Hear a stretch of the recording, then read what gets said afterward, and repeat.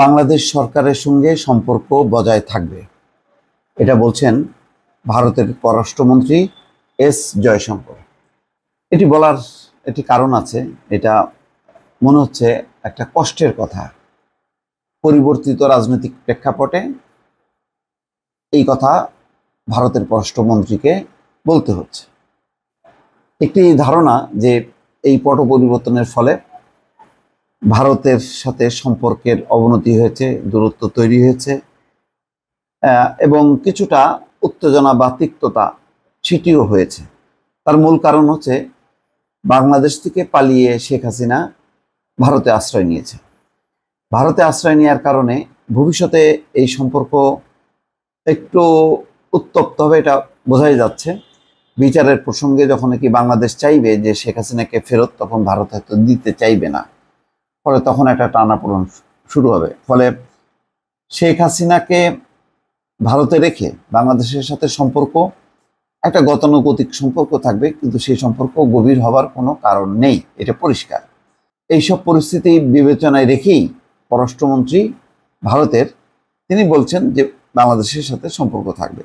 এটা নয়াদিল্লিতে একটা বইয়ের মোড়ক উন্মোচন অনুষ্ঠানে তিনি বাংলাদেশ প্রসঙ্গে এই কথা বলেন। পাকিস্তান ও আফগানিস্তানের পর বাংলাদেশ প্রসঙ্গ নিয়ে কথা বলেন। জয়শঙ্কর বলছেন, স্বাভাবিক কারণেই সাম্প্রতিক অনেক আগ্রহের প্রেক্ষাপটে এ নিয়ে কথা বলি, অর্থাৎ বাংলাদেশ নিয়ে কথা বলি। আপনারা সবাই জানেন, স্বাধীনতার পর থেকে বাংলাদেশের সঙ্গে আমাদের সম্পর্ক ওঠানামার মধ্য দিয়ে গেছে। আর সরকারে যে থাকে তার সঙ্গে সম্পর্ক বজায় থাকবে, এটাই স্বাভাবিক। কিন্তু এটা আমাদের স্বীকার করতে হবে যে বাংলাদেশে রাজনৈতিক পরিবর্তন হয়েছে, আর রাজনৈতিক পরিবর্তনে বিঘ্নিত হতে পারে, অর্থাৎ সম্পর্ক বিঘ্নিত হতে পারে। আর আমাদের সম্পর্কের বিষয়টিকে পারস্পরিক স্বার্থের প্রেক্ষাপট থেকে দেখতে হবে। তো তার মানে বেশ ইঙ্গিত রয়েছে। এবং কেন এই কথা বলছেন এর কারণও একটা সাম্প্রতিক একটি ঘটনায় নিশ্চয়ই দর্শক বুঝতে পারছেন যে নরেন্দ্র মোদী বাইডেনের সঙ্গে যে ফোন আলাপ করেছেন, সেই ফোন আলাপে বাংলাদেশের প্রসঙ্গকে যেভাবে এনেছেন, হোয়াইট হাউস সেভাবে আনেনি।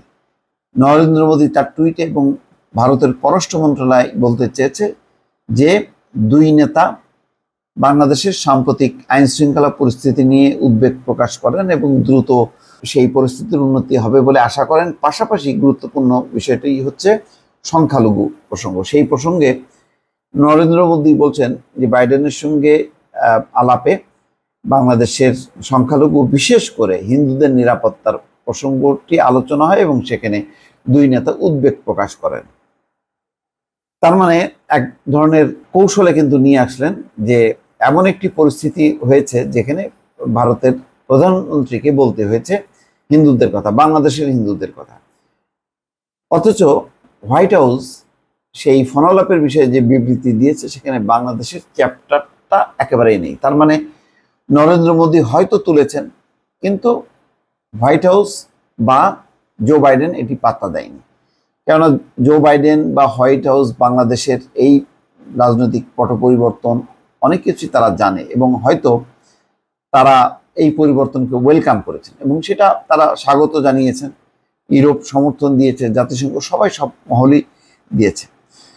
তো এখান থেকে পরিষ্কার বোঝা যায় যে একটা চাতুরতার আশ্রয় নিয়েছেন, যেটা ধরা পড়লো। তো এই যে ধরা পড়লো নরেন্দ্র মোদীর এই চালাকি বক্তব্য, যেখানে পশ্চিমাদেরকে বা মার্কিন যুক্তরাষ্ট্রের দৃষ্টি আকর্ষণ করতে যাচ্ছে, সেখানে মার্কিন যুক্তরাষ্ট্র তাতে সাড়া দেয়নি বা সেই ফাঁদে পা দেয়নি। তো এটা থেকে বোঝা যায় যে বাংলাদেশের যে রাজনৈতিক পট পরিবর্তন হচ্ছে, সেই পট পরিবর্তনে ভারত খুশি না। কিন্তু এস জয়শঙ্কর বলতে চাচ্ছে যে সম্পর্ক বজায় রাখবে, অর্থাৎ একেবারে যে সম্পর্ক বিচ্ছিন্ন থাকবে সেটা ভারত কখনোই করবে না।